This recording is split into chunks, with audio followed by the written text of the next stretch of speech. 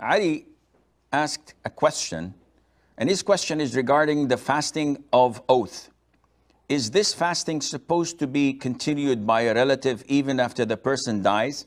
So basically speaking, Ali is asking about a number of things that take place after a person dies. So he has financial debts, he has Hajj he did not perform, and he has fasting that are oaths he did not perform. First of all, regarding financial debts, it is a well-known fact that the first thing that must be extracted and taken from the wealth of a deceased is something that is needed to prepare his washing and shrouding of the body and burial. So this is the first thing to be taken from him. Secondly, we have to look at the debts.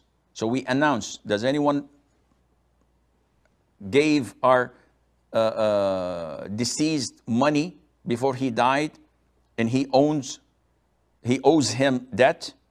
So he comes forward, he brings 2 male witnesses or a written statement that yes, this is his signature, okay, we give him what the deceased owed him. Then we have to look whether the deceased had left behind a will or not. And it is his right, as any Muslim's right, to write a will not exceeding 1/3 of his wealth, allocating it to any other than his own heirs. So I cannot write a will to my wife, to my daughter, to my son, to my father, to my mother, because they are inheriting me, they are my heirs.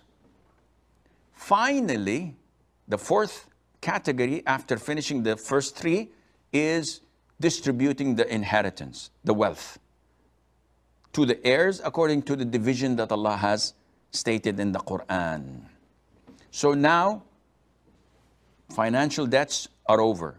What about religious debts?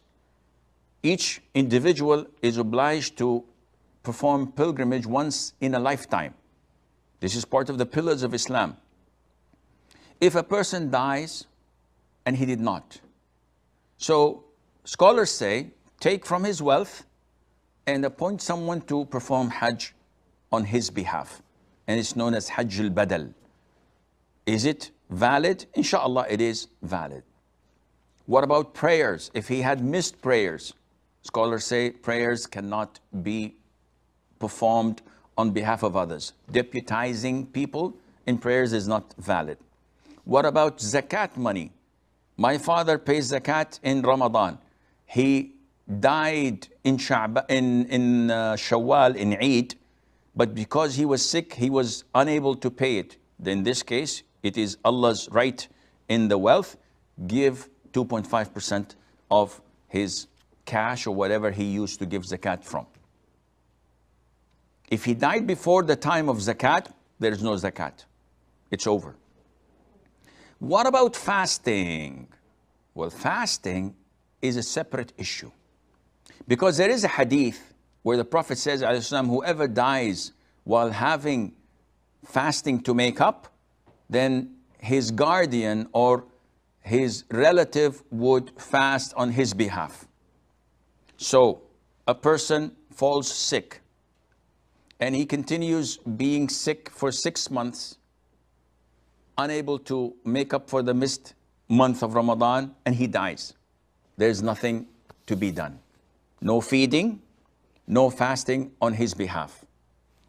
A person falls sick, this is scenario number 2, and he recovers.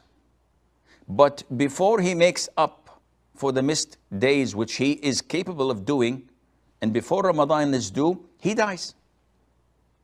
In this case, his relatives fast on his behalf. So if he has 10 sons and daughters, each one fasts 3 days, this is sufficient for the whole month of Ramadan. A person falls sick and then continues to be unable to fast for 3, 4, 5 years because of his old age or illness, in this case, they should have fed one poor person for every day missed. Because they did not do so, they can do it now or fast on his behalf. And I hope this answers your question.